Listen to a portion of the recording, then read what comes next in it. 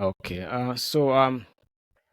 Welcome everyone to this my experience podcast show for today. And today we wants to bring one of our special guests to you, who will be sharing his experience, and his name is Mr. Taiwo.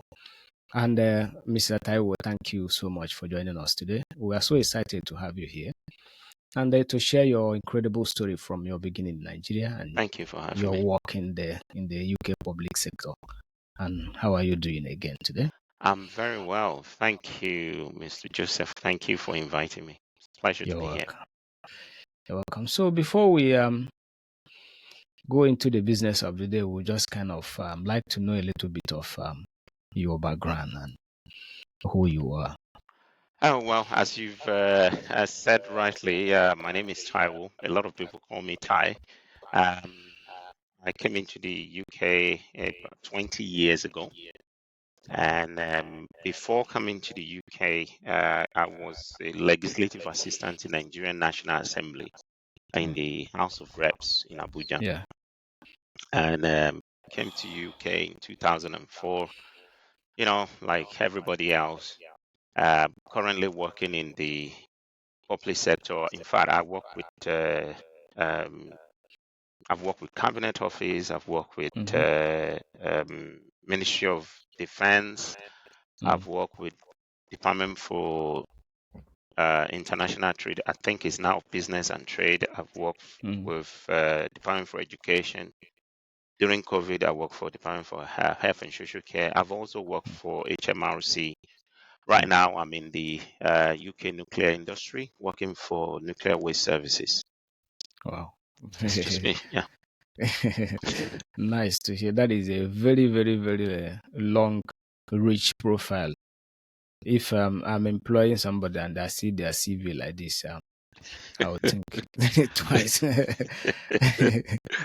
uh, so, can you tell us a little bit about your current role as a business case lead at a nuclear service? Nuclear Waste What? Services. Yeah. Yeah.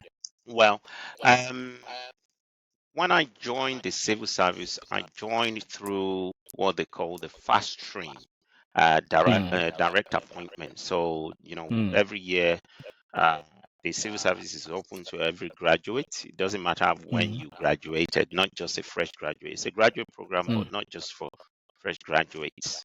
Mm. So you can apply just like anyone else.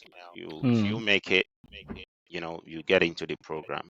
If you Mm. score a very good, if you have a very good score, Mm. but you don't get into your program, they will offer you a job, which is called Mm. direct appointment. I'm not sure if they do that anymore. So that was Mm. how I got into the civil service, and I was Okay. working as a policy advisor with um, Department for Business and Trade. I was in charge of market access in China, in charge of China and Mm. Hong Kong at the time. Mm. And they wanted to build a platform for reporting Mm. market access at the time. And when I Mm. say market access, I mean the barriers that the UK business encounter while doing Mm. business outside of the UK. Yeah. So they wanted to build a platform where that would capture all those market access, non-tariff barriers, market Mm. access issue. For example, non-tariff barriers. Mm. And I was part of the team that was feeding into the business case that was required to be written in Mm. order to deliver that project. So that caught my attention, and I decided to look for a job in business case because I found out that it's a very niche area within the project environment. So not many people. You can see a lot of project managers, Mm. business analysts, project planners, and all that. But business case managers are very, very few. Very, Mm. very few. It's a niche area that a lot of people don't know. So I've not heard much about business yeah, case lead. Yeah. you Yeah. probably Yeah. never heard of it before. So Mm. you can hear about uh, business Yes. analysis, but not business case. So So it's all about writing justification for a project. Mm, You write, and they use what they call the 5 case model. mm, mm, The 5 case model is you have the strategic case, the economic case, the commercial case, the financial mm, case, and the management case. So mm, those cases are what you will use to justify that project, that it is viable, mm, it has value for money, optimal value for money, and mm, you look at your option. It's something that can be done strategically, fit into uh, our our uh, our organization. If it fit into what we do, it's something that aligns with our portfolio of programs and stuff like that, and mm, it is affordable. It's something we can afford, and we have the resources in place. So that's what you want to be telling government. So it can go as far as His Majesty Treasury, mm. depending on the project or program. So some you have internal approval process where it ends there. But in a lot of cases, for project that are over 10 million pounds, you need to also get approval from cabinet office. And sometimes if a project is over 1 billion pound, for example, you have to go to HMT through TAP, Treasury Approval Points, and also through MPRG. So I started working as a business case manager with Department for Education when I got a wind of it in business and trade. So I looked for a job and got that job. I was trained. I was actually trained. My training was paid for by Department for Education at the time, and I think it was around £4,000. Then for I don't know how much they do it for individual, but as an organization, they pay £4,000 for me to do the training. For each person. Yeah, for each person to do the training. And after the training, I became a better business case practitioner, and I was working there looking at I was actually with Department for Education. I was a business case assurer. So you have the business case writer, they write the business case, and I look into the business case to see if it is valid, it is healthy, it's viable, it makes sense, and I will make recommendation to the investment committee. So based on my recommendation, because the investment, business case is only there about 40 page long or more sometimes.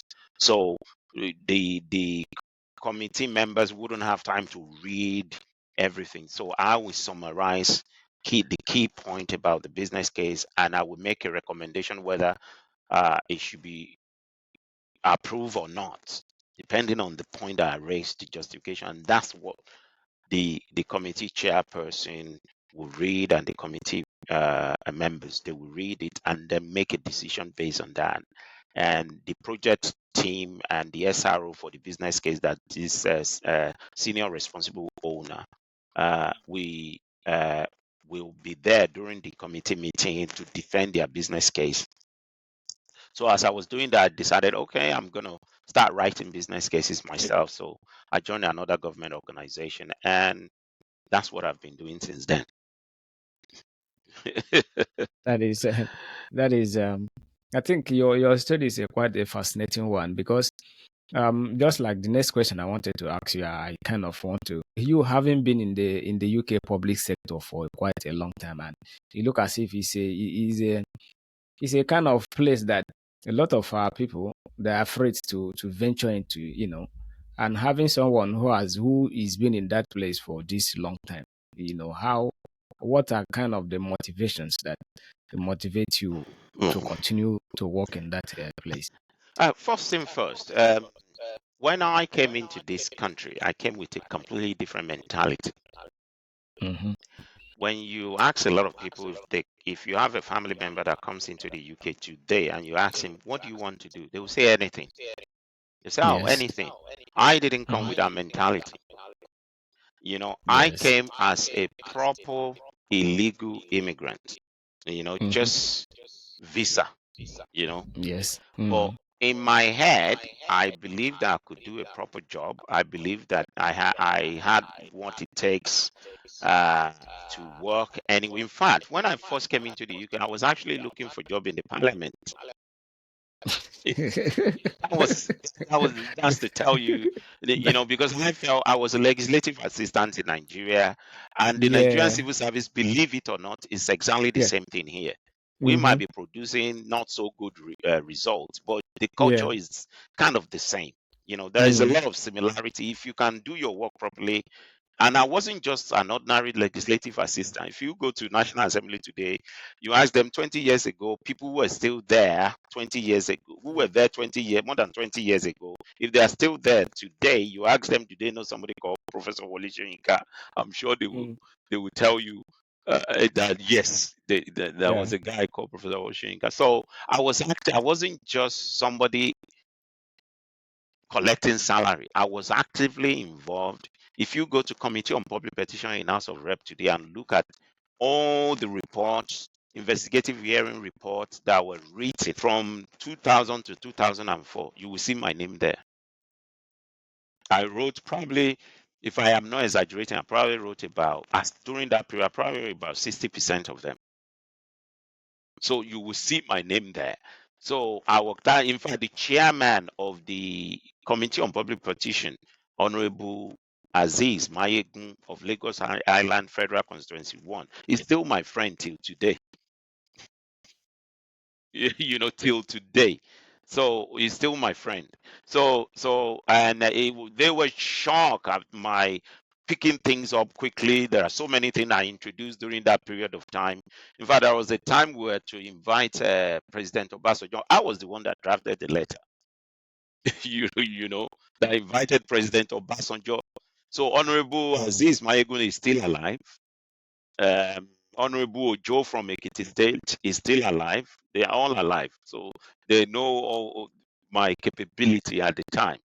In fact, so when I came, I wasn't the one for looking for cleaning job or security job or things like that. I came with secondary school education. And I believe that, I was young. I came with secondary school And education. you are looking for job in the parliament. Yeah, and I was looking for job in the parliament. you know, That is a lot of courage, man. Hey, and I didn't know that number one, you need paper. Uh, Number two, they won't even do paper for you to work. Yes. So then I realized that I face a lot of impediments. Okay, so I had to Impediment. Mm-hmm. give myself a plan on how Yeah. to get there. Mm. And I found out about civil service through and before I go into that, when I came into the country, like I said, I was a visitor. I didn't have paper. I didn't have anything. I overstayed. My visa was 1 month to expire before I came into the UK. So that's to tell you that after 130 days, I was completely illegal. So so I started asking people, can somebody go to Yeah. university here without paper? And they said it's impossible. Everyone kept saying Impossible. it's impossible. Because for me, the intention was to Yeah. come and study. Okay. The intention was to come and Mm. study. I knew if I could lay my hand on a degree that I wanted, even if I go anywhere Mm. in the world, I will be unshakable. So Yeah. I was looking. It seems there was no way, but it took me 2 years to figure out a way to study in the country without paper. Mm. I didn't forge any documents, but I figured out a way to study at the time. I Yeah. don't know. I don't think it's applicable now. I think those areas But have been 20 blocked. years is Yes. a So long so time. I went to college. I did building construction. I finished. I went to university. I did HNC in civil engineering. I finished. I went Mm. back to university and I did a degree in mathematics. And the reason why I studied mathematics was quite unique. I could have done Mm. any other course. Don't forget, growing up in Mm. Nigeria, I was a pure art student. Wow. Pure art. I never did. The only science subject I did was a Greek science. So, but because of my age Mm. and the time it would take me to finish the course, I realized that Mm. my safest option was to study a course that will make me will make the society unable to ignore me. Something that will Yeah. make the society not be able to ignore me. So I went to Yes. study mathematics. I did civil engineering, like I said before, HNC civil Mm-hmm. engineering, but I didn't really I didn't really had a very good grasp of it. I couldn't say, yes, this is it. So, and I used to have a lecturer at the university then who used to tell me, Ty, you're good with mathematics. Why don't you? Well, so I had to buy a book and study it. That K.D. Strauss, the book was called. I read the whole book. It's as big as this Bible. It's as big as this. K.D. Strauss. I Wow. don't. It's Eh, downstairs in my library. wow. And I finished it. Mm, When I became so good with it, I said, okay. So I went to do a degree in mathematics with no A level. The university didn't want to take me. wow. And after going back and forth writing them, I went there physically to have a conversation with Yeah. the head of the department, and he agreed for me to start the course, and that was why I did it. Mm, And then the intention for me then was that if everything failed, I was going to be a teacher, because while I was a legal immigrant, one of the ways I used to make money was to teach. I used to have a center in Peckham, inside Peckham Palace. There is a place in London in Peckham called Peckham Palace, just beside the library. I used to hire a room there where I teach students mathematics, and then I started a cleaning company. So as you can see my journey, I was the director of Crystal Clear Professional Limited. If you Google it, you still find it today at some one way or the other. And that was like, people were saying it's not possible for somebody to have a cleaning company. Only Caucasian, Europeans can have cleaning company, and we have yes, us do yes. work there. Yeah. I didn't For them, listen. yeah. So I Mm-hmm. started my own cleaning company. The first time I wrote 200 letters to different Mm, organizations to mm. tell them my what I offer, why we are unique and all that. And I didn't get a single reply. 3 months after, I wrote another 200. I didn't get a reply. And then another 3 months, I wrote about, I think, 186 letters. Then I got one Really? reply. Yeah, Mm. I got one reply, Wow. and I gave them a code. They accepted it. And that was Mm, how I started. So in about 2 years, I had about 6 contracts, 15 staff, mm. and I was paying myself about £4,000 a month. Yeah. And I didn't have Wow. paper. And I That was is very, employing very. people with British passports, with European passports.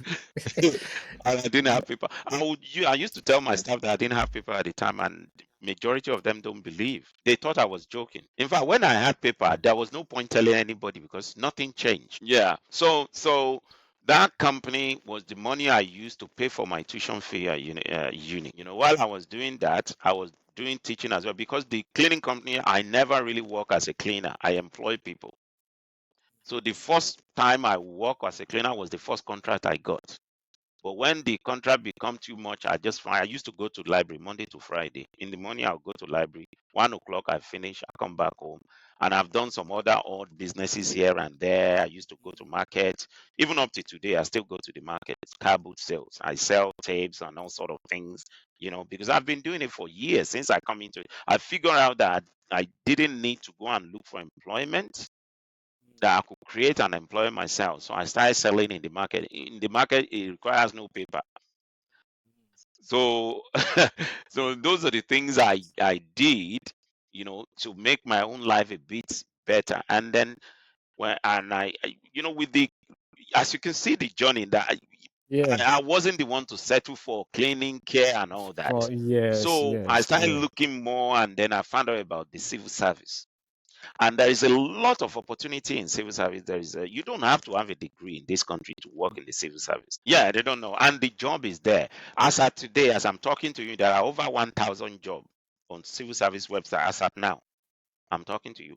There will be at least 1,200 jobs that needs to be filled. As at today, that I'm talking to you. Wow. And a lot of these jobs will give you sponsorship. Really? Yeah. A lot of these jobs will give you See. sponsorship. I have a website, a WhatsApp group where I call it Mm, career and jobs support, where I help people, or those I've introduced some fee into the service I provide now, because there are too many people. One of the greatest um, obstacle to us getting a job in the civil service is passing the situational judgment test. If you grow up in Nigeria, I don't care whether you have first class, you won't pass it because they're not testing for your academic prowess. They don't. It's very rare. In fact, the technical knowledge of a particular job is always Mm, at the bottom. So they test mm, for your decision making capability. How do you make decisions? And I'll give you an example. I used to ask this question. I organize free civil service presentation, free. mm, Anywhere in the UK, you invite me, you don't have to pay me. I'll mm, come and educate people how to apply in the civil service, what they need to do, what they need to watch mm, out for, the mm, opportunities in the civil service, and all that. mm, I organize that anywhere. It doesn't matter where. You don't pay me. You don't even pay for my travel. I will come. In fact, up mm, to today, no mm. one has ever paid me a penny to even contribute to my travel. No one. Bravo. In fact, a lot of the time, I organize through a church. The church pastor will even ask me to pay them to Oh, yes, to organize, and I pay. So really? of course, I've seen pastors who will ask me that I have to pay them, even though I'm organized the program. I pay them, and sometimes I get haul.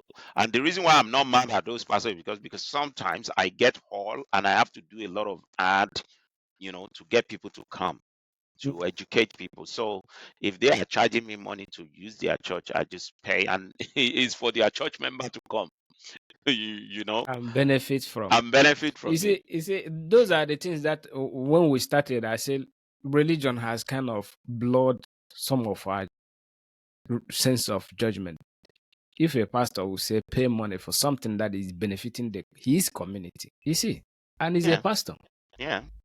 You get out. I get out all the time, so I'm not surprised. That was one I went to do somewhere in Northampton about 2 3 months ago, where the Mm, pastor didn't even want me to do it. A guy contacted me because he wanted me to do the event the after event. hearing about me, and the pastor kicked against it, and it took a lot of maneuvering for it to be done. Mm, But me, I'm you. I told the individual that I'm used to it. I understand because they really don't understand the dream.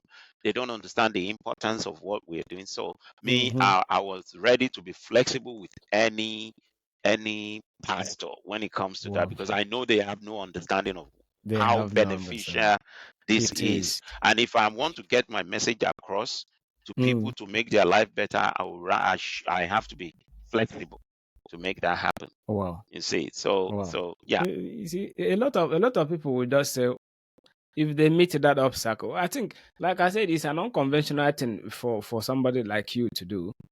Some people, when they meet that first obstacle, they will just know, okay, I'm not doing this thing. I want to render help, and the people doesn't see the need that I have to pay again to render help to that's people. right. Yeah, It's a unique kind of thing. It's something that we have to also learn and have as nature. When you want to help, you need to also make sacrifices yeah, to render that those that help. that, that that's right. That is, Because a lot of Nigerians are suffering in this country, especially with this yes. new japa.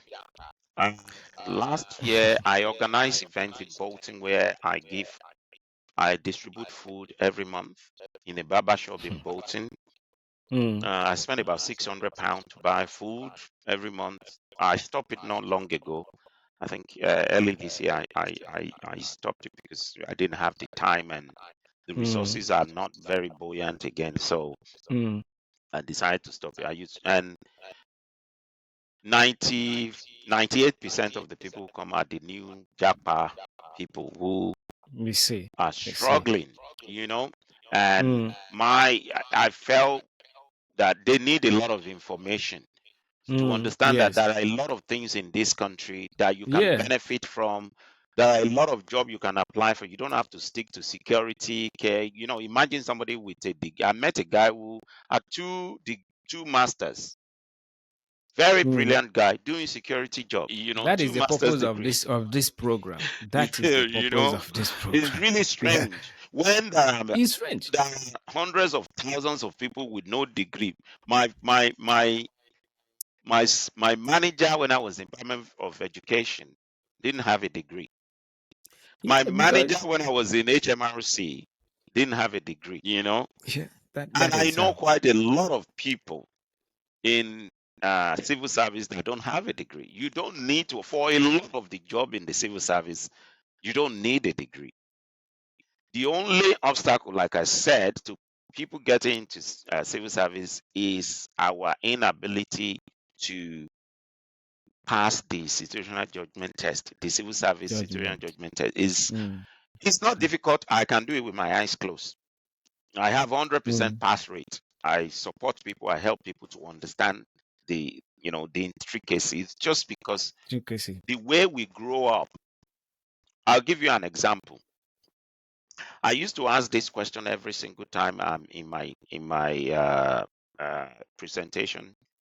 Mm, And the question goes like this: scenario question. Like, mm, you are a manager and you have two people that you manage.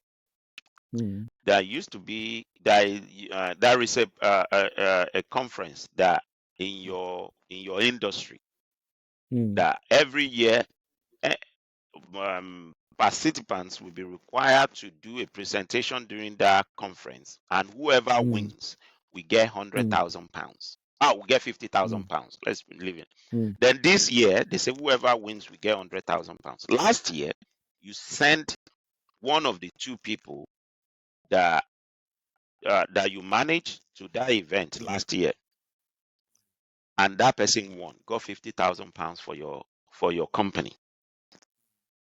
This year, your director call you, say, Ty, um, the conference is on again. Please, we need you to send somebody again to so that we can win this That's the hundred money. thousand because it's now hundred Mm, thousand pounds. Last year was 50, mm, and you guys did mm, a fantastic job. Please send somebody. Who do mm. you send out of the two people, and why? I've been asking this question since 2012. Mm, The number of Nigerians or ethnic minority in general that mm, pass it, mm. I don't think they are up to 6 yet. Number one of the first thing is a lot of them we are so, I don't know, they don't even understand the question. They will they will say, some of them will say, I will send myself. I said, who do you send out of the two? Out of the two people that you manage, who would you send? I said, number one, you fail you don't even The comprehend the question.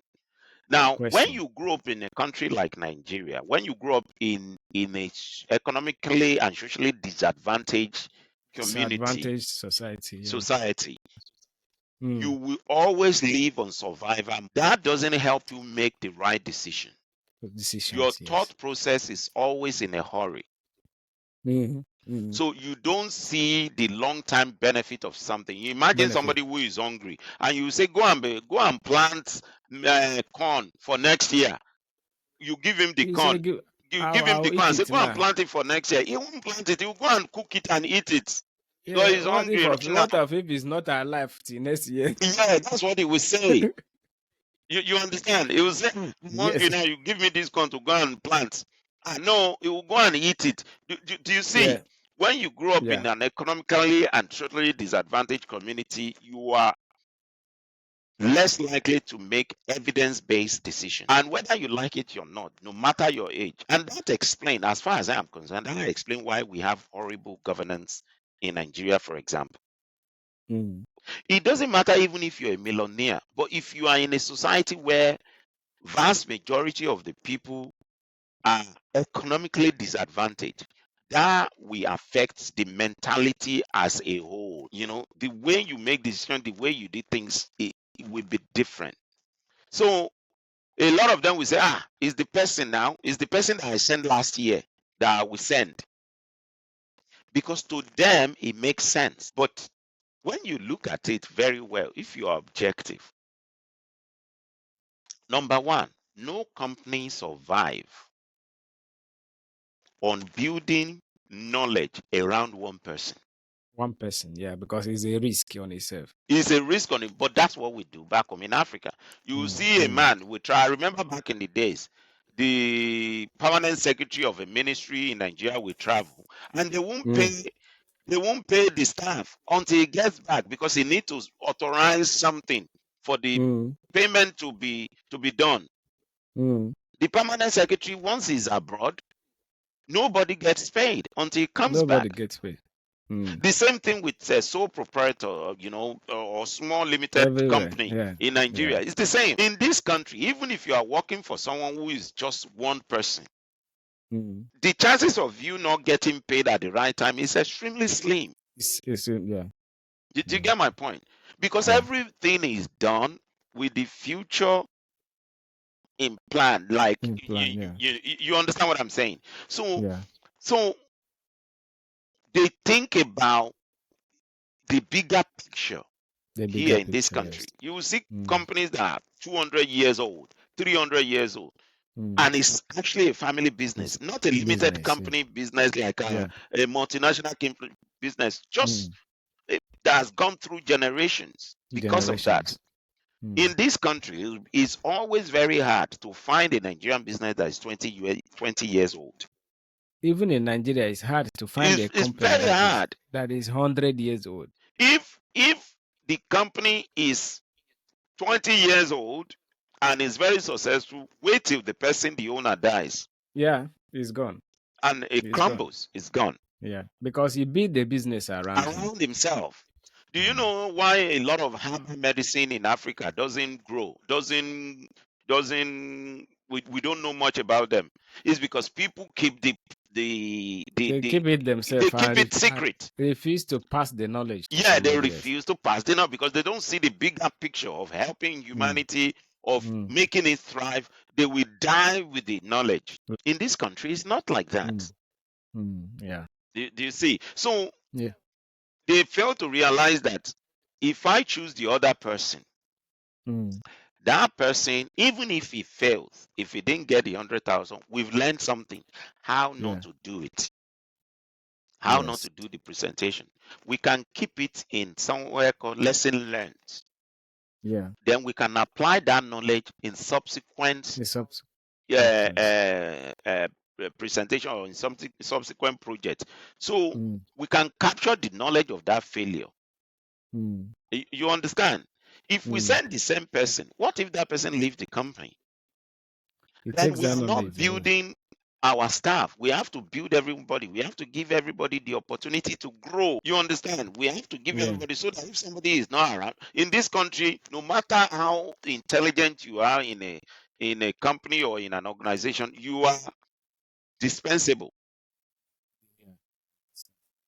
They can get rid of It's you. important. They're not going to beg you to wait if you want to leave because the knowledge is not around you only, no matter how good you are. That is the reason we want to bring all these things to our people, to at least enlighten people and give people opportunity to think differently, to know that just like we are saying, working in the civil services, when you said you don't need a degree to work there, and there's a jobs, and if we have somebody who can actually give you the advice on how to get into, because civil service is one of the safest job, and rewarding jobs as well. Yeah. So that is very very enlightening, Mr. Taiwo. So the next question I'm going to ask you, obviously we have treated almost many of the we have touched many of the stories. I mean, many of the questions. So you are you, like you say you go around teaching people, trying to render your service free of charge to the community, especially our community. And if I may ask, what motivates you to say, okay, I want to share this knowledge, and you are doing it without getting anything, even in the face of this hostility from the people who's supposed to be a gatekeeper? For me, is this sadness that you see people, very intelligent Nigerians who have Mm, qualifications, have degrees, and all mm, that, and doing this six jobs that I talk about: security, cleaning, care, um, laboring, um, cab driver, and nursing. Mm. Some people don't Mm. even know that instead of going for nursing, there Mm. is a degree very similar to nursing that you can Mm. do, and at the same time get the same amount of salary you will get as a nurse, but without the hassle. Mm. The course is Mhm. called audiology. Audiology. Mhm. I think as the last time I checked, only 5 universities do it in this country. There's always job, and the good thing about it, anywhere you go, even if you decide to move back to Nigeria, you Mm. will work with well-respected clinic or lab or things specializing in ear. That's all you Mm. do. You don't do all this long shift that you do as a nurse and run around and want to kill yourself and scared of your pain and all that. If you go to Mm. university in this country and study audiology, it's the same grade with anything that is happening in nursing in terms of the benefit is the same. Mm. You see, so seeing our people struggling and not understand. I remember when the moment I joined the civil service, I realized we are not many. Mm. I Mm. remember there was a time I went to the parliament, Mm. and if you want to enter a number, yeah, we went to the, I think it was in parliament or FCDO, Mm. Foreign and Commonwealth Office. I can't remember one of the two. But this event, when you get in, you will remove your uh, ID, because I was in business and trade then. So you Mm. remove your ID, they will collect it, they will check you, they will scan you. All the Mm. security, vast majority of them are Nigerians. And the last person that you put your things and you go through the scanner and all that was a Nigerian. Then he saw my name. He was looking at me. I was one of the delegates. He Like, was how come? looking. I could imagine what was going on in his head. Going on his mind. Yeah. He was looking at me. He was looking at me. Anyway, and then with my accent, I'm not, this is how I speak at work, you know. Yeah. Anyway, I Yeah. go, this is how Obviously. I speak. Yeah. So Yeah. he was looking, he wasn't sure. Anyway, we went to the event, finished on our way back, and I saw the guy again. And he called me. He said, Bros, you be Niger? I said, yeah. What thing you can't do here? I said, I work for Department for International Trade. Then it used to be called International Trade. He said, eh? He said, my brother, I get two masters. Oh. I did don't they try to enter that place to work there? I said, my brother, you can do it. I said, you can do it. So he collected my number, we exchanged number, but I realized that sometimes people cry for one thing I realized, in fact, I only just realize it this year. Sometimes people cry for help. They don't actually want that help. They want uh the empathy that comes from people by them crying for help. I don't know if you understand. I only Yeah. just Yeah. I found that understand. out this year. People can cry, oh, this is my problem. I've seen that in Nigeria on some video making rounds on social media where there was somebody that was shot in the leg by police and had, in fact, there was a woman that has a goiter. What's it called? Goiter, that thing on the neck. Goiter. Goiter. Yeah. Goiter, yeah, on the neck. And they said they wanted to um, take her to do the operation, and she Mm. refused and said they should give her the money, and she collected the money, and then few months later she died. That was Okay. what I read. I don't know if it is true, but I've seen so Mm. many similar videos on social media. Sometimes people cry for help. They tell you they need help, but they don't Mm. actually want that help. They just want the empathy that comes with, Empathy with. yeah, with them Yeah. crying for help. Mm. And I realize a lot of our people are actually comfortable where they are. They're not willing to challenge themselves. But for those people who want to challenge themselves, I feel the need to let them know what I know. In my current organization, as God will have it, I've brought in two people as of today. I joined 2 years ago, about 2 years ago. I've brought in two people. One of them has brought in one person. in Niger. See, you And see. and another person is, well, just had an interview last week in my Mm, team, my own team, mm, mm, because I am employing. I couldn't do the interview for her because I know her, so I had to declare that I worked. One of the mm, people that got shortlisted, I know her, so I couldn't do the mm. interview for her. But hopefully next week we'll hear the result. I don't know. Hopefully, I pray that she gets the job. So, so if she gets the job, it will be three people directly from me. You understand? So I like to share that information because think about it. They're not going to collect my own salary now. If Yeah, somebody gets a job in yeah. civil service today, and I can tell you, loads of people got a job in civil service through my support. Many, Mm, many. I have over mm. 800 people on my WhatsApp. Wow, Yeah, that is a whole village. yeah, more than 800 on my WhatsApp and over Yeah. 1,000 on my contact list. Hmm, Over the years, because people come introduce themselves. It's just now that mm, I'm beginning to, because the support is too much, only me, so I have to charge mm, because a lot of our people are on serious. So I mm, have to mm, say, okay, I'm charging for this, but that, like me doing the presentation to open people's eye, we always be free. mm. Because when you open somebody's eye, it's up to them to now follow To that path. follow Because there that are part. tons Yeah. of information on social media, or on the internet. This is really really interesting to find somebody who is helping, because just like you say, you are not many in that place, and we have this spirit where even a lot of other countries envy that thing. Say when you see one Nigerian person, just watch out, before you know it, you will have a lot of Nigerians there. Yeah, And is that our spirit, like that spirit that wants to help, wants to better our people?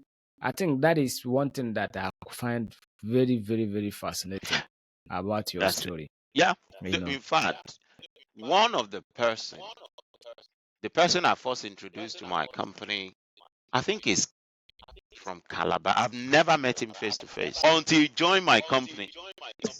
Mm. And I've only, yeah, You I've see, never met him face to face. The other you see. person, the other person, I only met him once. I think he's from Mm. Delta State. Yeah, he's Mm. from Delta State. You see. I have never met him face to face Wow. until was it? Uh, I met him last. Okay, he joined my company this year, but I met him last year for the first time. This other lady, I've never seen her before. I only spoke to her once. I don't know where she's from because the name you can't tell. So So in briefly, what would be like in a very your advice to people who are looking to come into civil service, and especially people who wants to, just like the desire you have when you came into here, that you are not going to do all those jobs, because the Bible say people knowledge is very very expensive. If you don't have knowledge, sometimes you wouldn't know what to do. And you know people who have that same drive but they don't know where they want to start, what advice would you give to them? get a coach, get a mentor, somebody who Yes, is already working in the civil service. There are many people working very in the civil service. very very Get a coach important. and find Mm, people on YouTube, on social media who post things. Me, I don't post anything on social media. You won't see my picture. You won't mm, see my mm, my video on social media like that. I don't even record mm, any of my session. Maybe it's mm. something I'll consider in the future, but it just I doesn't think sit well. we have to do it. Yeah. Because just like you are saying that people herbalists who have knowledge of herbs, they die with their knowledge, they Yeah. don't pass Yeah. it. Yeah. That's So true.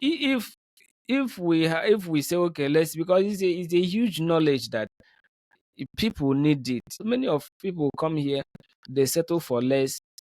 Just like what you said, that people go to study nursing when they can do audiology. Yeah. Mhm. So because so many Uh, times when you go to that audiology department, you don't see.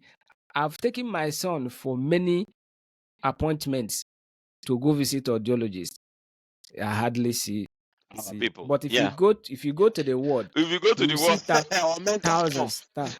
Yes, thousands An of audiology, you people. get the same thing, you get the same benefit as you get, and the job is so nice.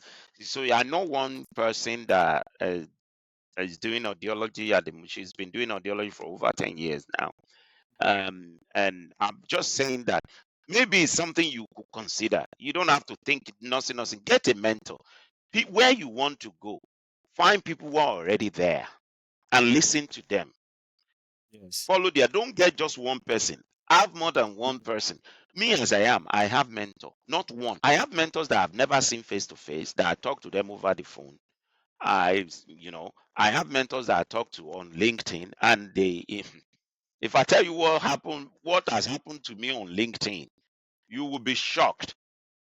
There was a guy, a Nigerian guy I met on LinkedIn, Mm. and when I started this work, there was some things that in my department we didn't understand, and we needed somebody in a crown commercial service to help us with to understand that supply chain issue. And I said, oh, I told my manager, oh, I know somebody in crown commercial who is like a director there. He said, really? I said, yeah, and I think he can handle it. And I quickly went on LinkedIn. I messaged my mentor. I said, oh, I'm having this, and you work in it. He said, yeah. He said, I've left that department, but I can give you any information, and invited him over to See, NWS to come see. and lecture us. Can you imagine that? Yeah, And yeah. that portrayed me in a very powerful light. And what that, Yes. oh, you know this? How do you meet? I met that person on social media. I've never met him physically before. See, I think that's like that kind of shed more light. This mentoring issue. I mean, system. It was not built in our social fabrics. It was not. That's why when you look at just like where I'm coming from, the Igbo side, we have this system where people go to serve their master. I did it. That thing was very, very, very, very successful until recently. Even people who still do it is still successful. You see that mentoring, if you don't, you cannot. When we come out in this life, we have parents who took care of you, tell you what to wear at a certain time, put you on the pedestrian of success until probably when you are able to make decision and make the right one or wrong one. That mentoring issue, look as if when people hear mentoring, they look at why would I need him to tell me what to do? That is it. That is it. So I've had problem with that. Well, people Nigerian that I mentor, and I tell them to do this. There was a man recently, and I, I said do something, and it did opposite, complete different thing, and got the result. I said, but I told you. I said because I so have maybe been that there. that person probably he has a lot of certificate, Yeah, exactly. That's it. and maybe he look at you, I'm older than him. Yeah, that's exactly So what happened. say I'm older than him, I'm more educated in That certificate him. than him, So so I think I who know is better. he? Yeah. And I said, sir, this is an area that I specialize in. It's like arguing Mm, with a doctor. yeah. It doesn't make Yeah, sense. I doesn't said, make sense.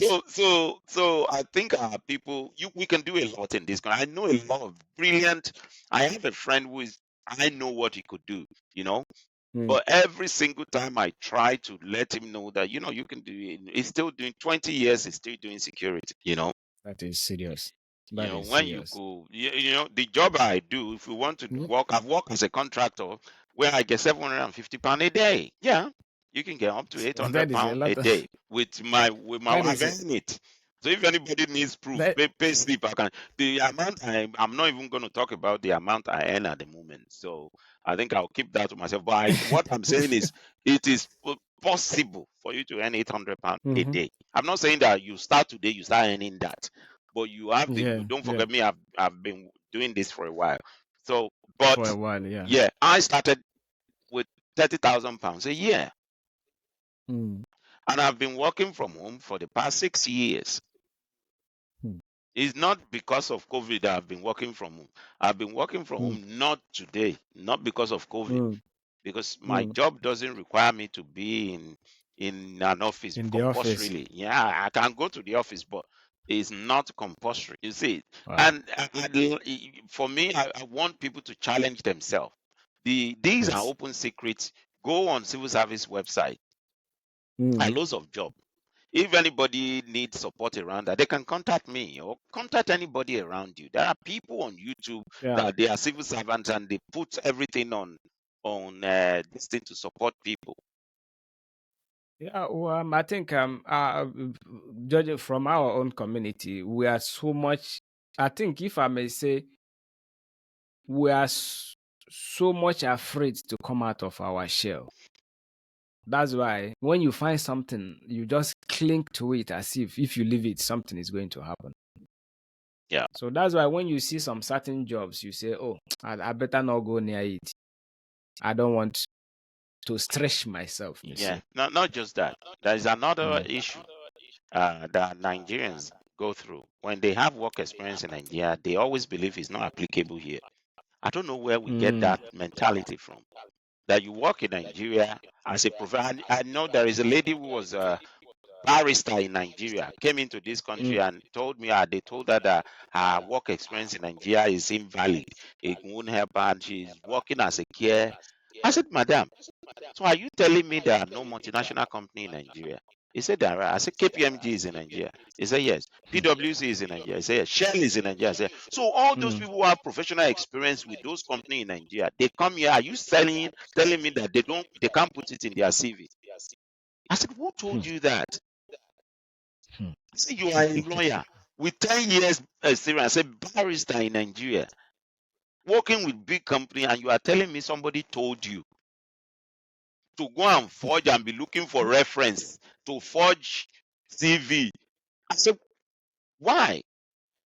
So I said, no, this is where you start from. I help her with her CV, the CV that she's been using to apply for jobs she couldn't get, and then she go. A nice, I know this is a starting, she's only been in the country less than a year. And then she called me and said, hey, my brother, I just got a job as a customer service with a so company, really nice. The pay is good, blah, blah, blah. I said, you see, I said, you can get even more than that. Don't stop there. Use that customer service to learn, to understand this country, System, yeah. understand the system, the interaction, Mm. because that's one Mm. of the shock. When you Mm. are doing care work, you don't have You professional don't, yeah, interaction. yeah, yeah. When you are doing laboring or Mm. Uber, you don't You have don't that corporate environment environment, in yeah, interaction. yeah. When you get a job like the kind of job that I do, you will be Mm. shocked. In fact, it Yeah. won't take up to 6 months before they sack you. Mm. Or you live by yourself. This By happens a yourself. lot. You see Mm. a Nigerian start work before you know it, within 3 months, people start complaining about him in a place of work. He start having issue with people, then he think it's racism. No, Mm. it's not racism. A lot of the Mm. time is your lack of understanding of the culture of this country. Like I Mm. always tell people, sometimes people go to work and they will go and make pounded yam with a goosey soup and put it Mm. in the kitchen's microwave. When they open Microwave. that one starts smelling. And people, they will, you will never have good relationship with those white people there because they Mm. don't eat dry fish. The Mm. smell is obnoxious is terrible to them. So because they are in a corporate environment, they're not going to tell you off. But Mm. imagine somebody call you by your name in Nigeria. I don't know, in Yoruba, I'm a Yoruba man. If somebody call me by my name, it's somebody that is junior to me at work, call me by my name in Nigeria, I'm not going to like that person at work. I might not be able to tell him off because we're in a corporate, maybe in a banking sector, but I will teach him a lesson. I'm not going to like him because he's calling me by my name when somebody that I'm old enough to be his dad. So the same thing is the culture, European See. culture. You need to understand the culture. If you don't understand the culture, the Mm. people are not going to very much like you. You understand? So the one thing about I've talked about two things now. Number one, understanding the culture. Number two, forging reference, forging certificate and CV, forging companies you work with. A lot of the time we don't need it. I think we will need to have this section again where because that thing is it's like a something that is going on that within us, that a lot of people need re-education on that. That's what you just mentioned.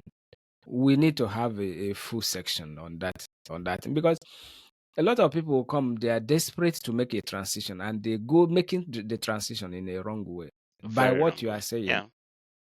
Saying I've done this, some of them leave what they have done by the side. Like me, when I was in Nigeria, I work, I have my own business where I have boys who are with me. I put it in my CV that I have been a manager, managing my own business and managing some. I have about 4 guys who comes to my shop and stay. If I come to my, because I have a lot of things that I'm doing. I am into film production, and also, and when I come, I'll just leave. And I was going to school too, so I'm not always on in that shop. When I come, if I come there maybe around 10 o'clock, I leave around 2. I have, so when I came, I still put audio visual. When I was used to be handle the church instrument, Mm-hmm. do live switching and stuff, I still put it in my CV because it's experience that I have. I'm not going to say because he's in Nigeria, I will remove it. No, my CV today have, you see it, audiovisual technician. I state what I do. I operate camera. I do this. I do this.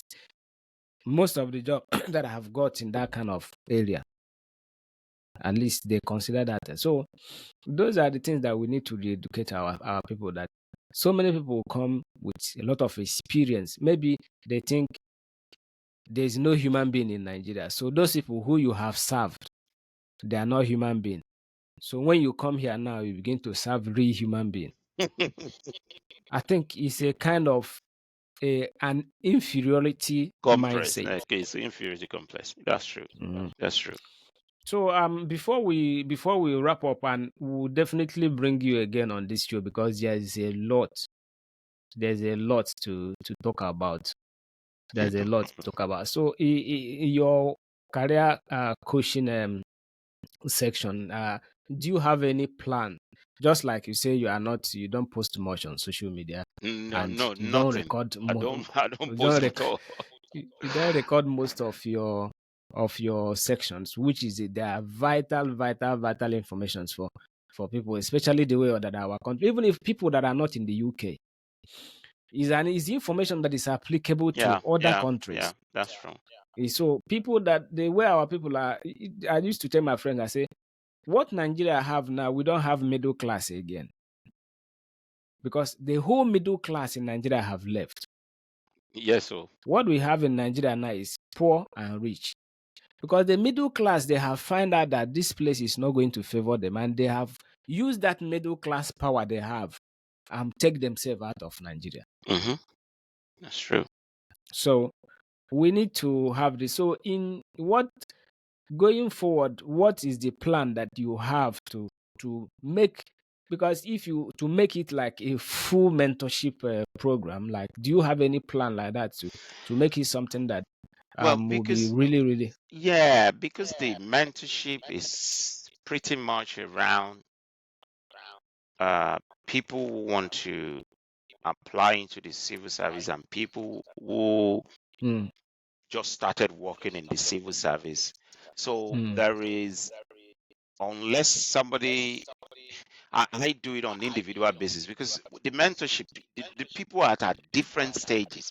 So it's mm, like having a conversation. We go through what you are going through together, and I support you, mm, I advise you. This is what, don't do this. I remember recently somebody sent me an email and showed me, my oga, this thing happened at work. This is the email. I want to mm, tell them, I want to teach them a lesson. This is the email I wrote. And is it mm, okay? Let me look at it. Having some issue. I said, my brother, if you send that email, I can mm, guarantee you within a year, is either you leave that place or they sack you. He said, what? I said, mm, yeah. I said, don't send that email, just ignore it. I said, there are some battles that mhm. you win by ignoring, by not fighting. But I said, this is yeah. one of them. I said, this is my own experience. I said, he didn't believe me. I didn't know. So he went ahead and speak with somebody else. I think somebody else said the same thing. Then he came back to me and said, "Ah, I didn't send it. Thank you." Somebody else, I said, well, this is why you should always have more than one mentors and One compare. mentors. So that one, there is no, I can do it with hundreds of people because Mm. when you call me, one thing I don't do is never, if somebody call me, I miss your call, I always ring back. So there is no plan for the mentorship side of things that I do. You have issue, or you want to pass something through me, or you want to apply for a job or for a course, for example, I will advise you on Mm. the course, why you shouldn't do it, or why you should do it, or why you should think about Mm-hmm. something similar. you know like somebody come to me 2 years ago with a wife that they wanted to, oh, Mr. Taiwo, we wanted to study health and social care. I said, why? They told me, when they finish, they will. But to cut the long story short, I said, health and social care is not a course. It's just Mm-hmm. one of those courses that university used to make extra money. To make money, And yes. 90% of the people there are ethnic minority because they don't Mm. understand. Mm. It will never increase your earning power. It doesn't Mm. make any sense. Then they said the university said if they finish, they can go straight into first year or second year in nursing. I said it's not true. They didn't believe me. Mm. And they are pastors, husband and wife. And they actually finished the course. And then they wanted to go back to do nursing. They said they need, because one thing about nursing is that you must have GCSE maths and English. You must have, it doesn't matter your degree, even if you have PhD. Yeah. You must have GCSE maths and English. That's the criteria. Mm. And you will start from the beginning. And Yeah. now they are back doing nursing. They were forced to go and do functional skill in maths and English to Yeah. get their Yeah. GCSE maths. And then they've just started nursing now. Nothing. You see, so the degree now they will be paying two student loan when they start work. Student loan. I Imagine see. that. So Mm. that's why you need a mentor and maybe take time to Yeah. listen to the mentor. So I don't have a big like a plan for that because it's like when you need me, you call me. If I don't pick your call, I will always call you back. So before we wrap, can you just give us the last word in a brief Well, way? very briefly, I'll say first of all, thank you very much for inviting me. It takes one to know one. you know, Yeah. Yes. Yes. so I will leave it at that. So thank you very much for inviting me, and Yeah. I'm sure that we Yeah. will come back again Definitely. to maybe streamline it into one specific area and talk about that specific area. Mm. There are many Yeah. areas that we can pick from what I've talked about. Yeah. Yes. And Yes. if anyone is listening, I just want to say, keep pushing. Don't settle for less. The white people that are in this country, they are human beings like you. They're At all. not At all. more Yeah. brilliant or more or dumber Yeah. than you. If I can do it, you can do it. Like I've always said, Thank you. this program is just showing that light, projecting those characters, who we can talk to, who we can go to say, can what do I do? In life, when you are going on track, going on a journey, the reason they put road sign on the road is so that you don't miss where you are going. Road sign is a guide to get us to our destination. That is the purpose of this program, and that is we want to show those people who are there who can be a sign to us to get to our destination. Thank you so much, Mr. Taiwo, Thank you. for being our guest today, Thank you. and thank you. And we'll have this